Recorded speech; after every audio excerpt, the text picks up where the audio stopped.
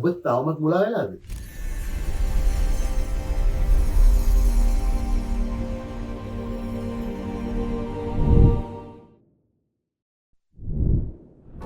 ඔබ දන්නවද ලෝකෙ සිට බොහෝ කිතුනුවන් ඉදිරියේ තමන්ගේ ඇස් ඉදිරිපිටම දුටුවත් ඔවුන්ට මගහැරුණු තවමත් ඔවුන්ට විශ්වාස කරනු හැකි කාරණාවක් ගැන. ඔබ දන්නවද තාමත් ලෝකෙට ප්‍රශ්නයක්ව තියෙන එන්න ඉන්න එලියා ගැන තාමත් ලෝකෙට ඒක අභිරහසක් වෙලා තියෙනවා.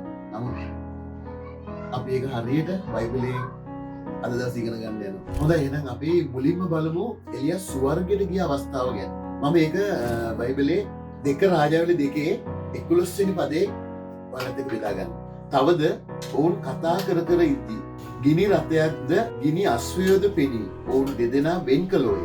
එලියා සුලි සුලඟකින් ස්වර්ගයට නැගී ගියේ. එතනදී එලියයි එලිසයි ඉන්න මොහොතක තමයි මේ දෙන්නව දෙපැත්තට වෙන් කරලා ඉවරලා එලියව ස්වර්ගයට ගත්තා.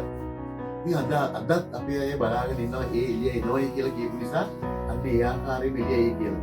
හොඳයි එහෙනම් අපි බලමු මේක දේව වචනයෙන්ම කොහොමද සඳහන් වෙලා තියෙන්නේ කියලා. මම මේ ඔයාලට කියන්න යන්නේ ඔයාලා බලාගෙන ඉන්න අර එන්නේ ඉන්න එලිය ගැන විස්තර මේක ලොකු රහසක් ඒ ඉඳන් ඔයාලා හොඳට මේක අහගෙන ඉන්නොත් හරියට තේරුම් ගන්න පුළුවන් වෙයි.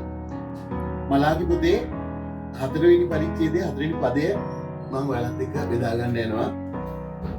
අන්තිම අවවාදය එලියා එන්ට සිටින බව මා විසින් සියලු ඊශ්‍රායල්වරුන් දෙසා හොරෙද්දී මාගේ මෙහෙකරුවා වූ මෝසෙස්ට අනකල ව්‍යවස්ථාව වන නියෝගය සහ විනිශ්චයන් සිහි කරපළා. බලව ස්වාමීන් වහන්සේගේ මහත් වූ භයානක වූ දවස පැමිණෙන්නට පළමුව ප්‍රොපේතු එලියා නුඹලා වෙතට එන්නේ. මා ඇවිත් සාපේකින් දේශයට පහර නොදෙන පිණිස ඔහු පියවරුන්ගේ සිත් දරුවන් වෙතට දරුවන්ගේ සිත් පියවරුන් වෙතට හරවන්නේ.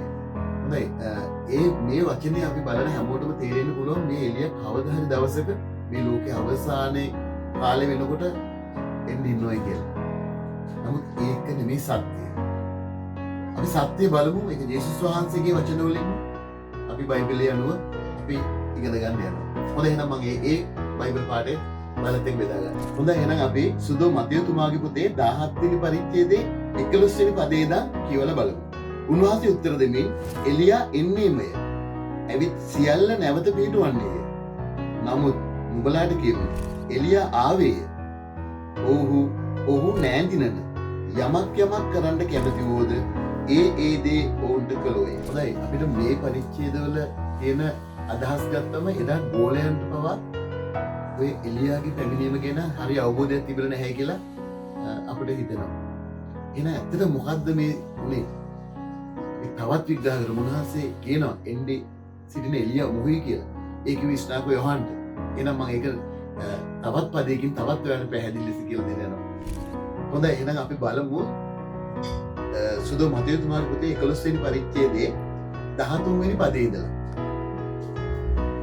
මක්නිසාද සියලු අනාගත වාක්‍යවලද විවස්ථාවද යොහාන් දක්වා අනාගත වාක්‍ය කියවෝය. ඔබලා පිළිගන්න කැමති නම් එන්න සිටින එලියා මුහුය ඇසීමට කන් නැත්තෝ අසාව.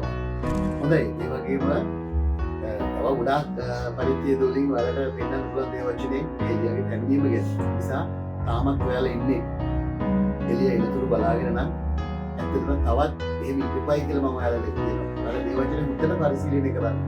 යම් ප්‍රශ්නයක් තියෙනවා ඔයාලට පුළුවන් අපිට කමෙන්ට් එකක් දාන්න. ඊළඟ වීඩියෝ එකක් අපි ඉක්මනින් ඔයාලට දෙනවා. ඒකේ තව ලොකු රහසක්. ඒ තමයි ජේසුස් වහන්සේත් අපිත් එක්ක ඉන්නවා. නැත්නම් ඇවිල්ලා ඉන්නේ කියලා ඔප්පු කරන්න. එහෙනම් ඔයාලට ජේසුස් පීඩයි අපි හම්බෙමු.